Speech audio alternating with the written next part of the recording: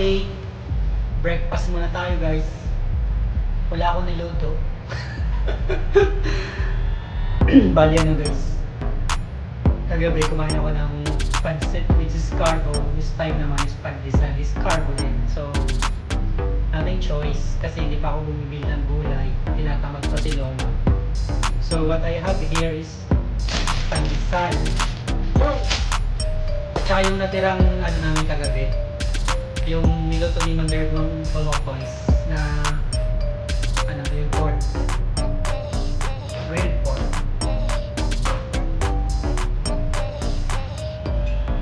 So, magkakape muna tayo.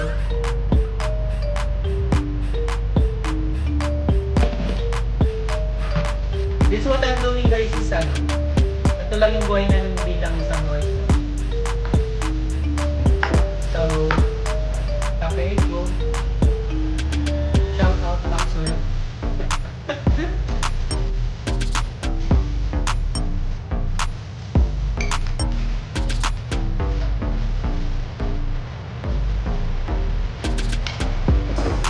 Maxwell, gawa ng... Dati ang gawa ng Maxwell is craft. Ay, nasa Mondelez na yan, not sure. Kasi nagtrabaho ko dati sa Craft Philippines. So, I have a stevia.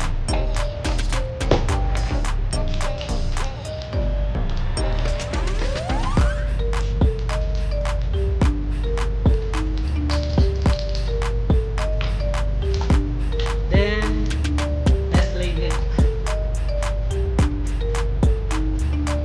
Vaporad.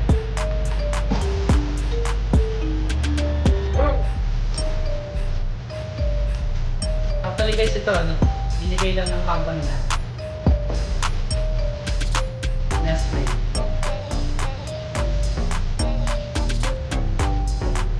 Nestle, ikaw mo yung nag-milk. Parang yung binibigay sa ganda rin yung size, binibigay ng McDonald's.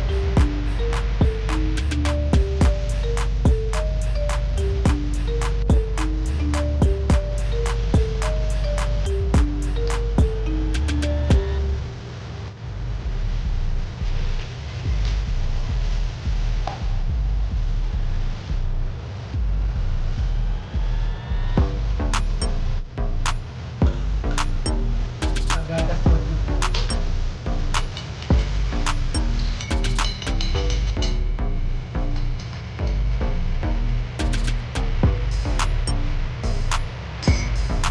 I want more from coffee.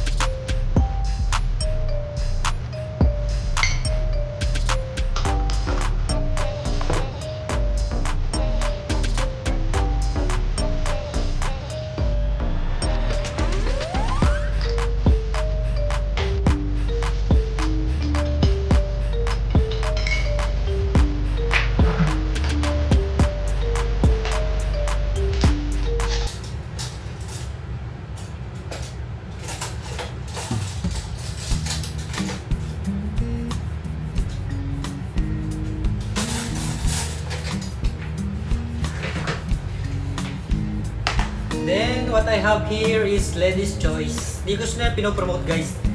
Ito lang yung mura kaya nabili. Actually, ano naman eh, hindi ako nagde-depend minsan sa brand. Minsan nagde-depend din ako sa budget. Sometimes you have to buy something na branded na masarap din naman. Kaso nga lang, it's depend on the budget. Ika nga.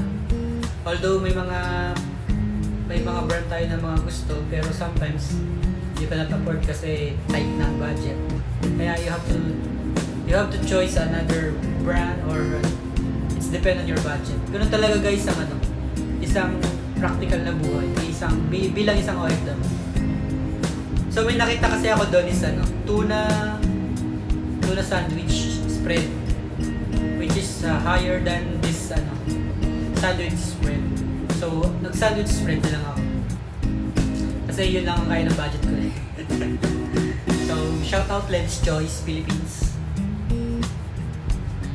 Baka naman nag-promote. I'm not promoting the brand. So, ano lang naman. Lady's Choice is kinalakihan na natin itong ano, mga cheese whiz, mga ganon. Craft. So I have a pandesal, which is Filipino food or bread. So ang gagawin ko guys, ganito lang yun. Yan.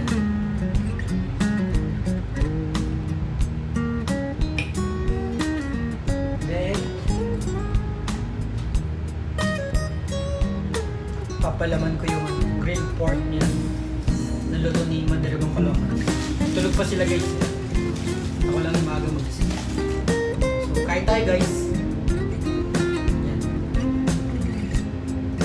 Sarap.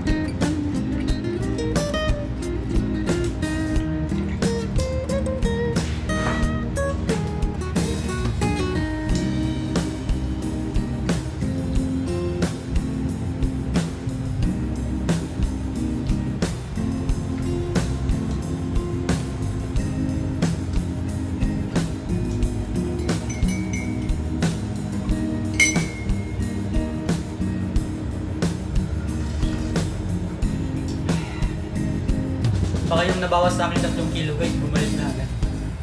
Kasi dire-diretso ko ng carbo. Tapos di pa ako nag-walking.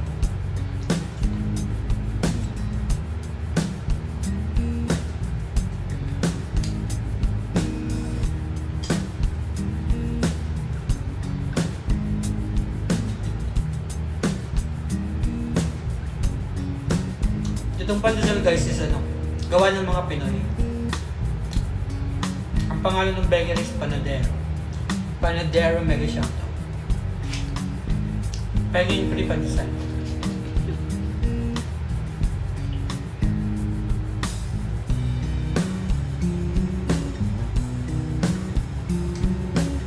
Masarap siya guys. Pinalaman ko yung yung grilled pork. Tsaka yung sandwich spread na lettuce juice.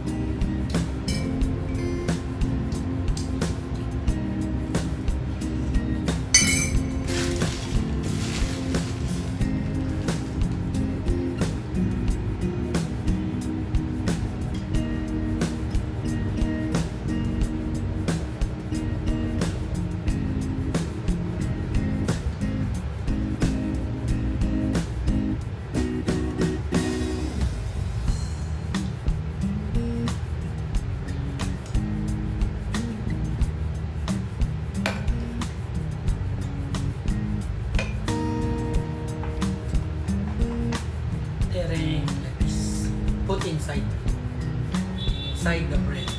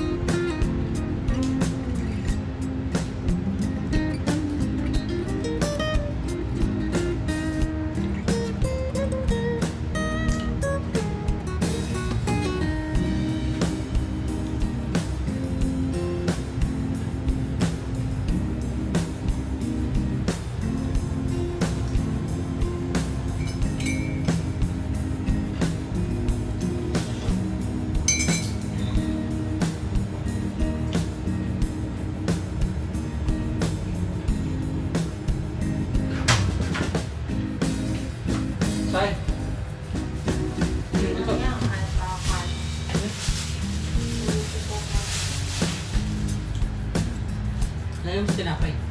Sarap. Meron pa dun. Saan? Sa lamesa. Ang dami pa. Ba't yung bakit mo nga to?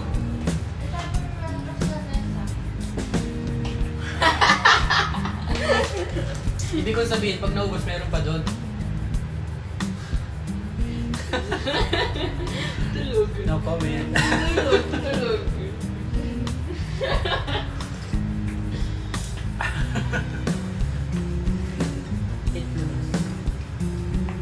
Ano po sila? Ayun lang nilubuhan.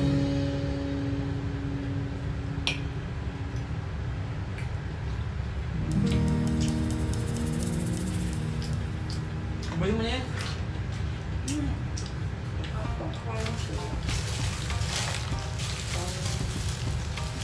Ano magkape?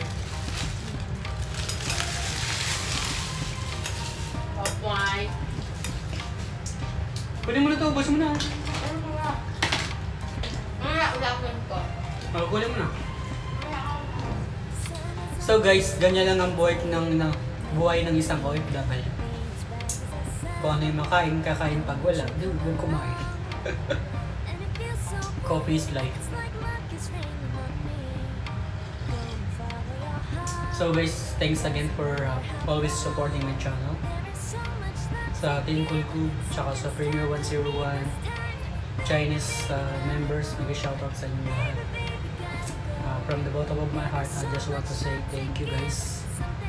Kasi lagi kayo nandyan sa mga IP ko, which is sometimes is I'm doing vlogging just like a normal life para lang ipakita sa ating mga mahal sa buhay na ito din ang pamumuhay dito sa ibang bansa, which is yung iba kasi kala nila nagpapakasarap tayo dito, which is not true.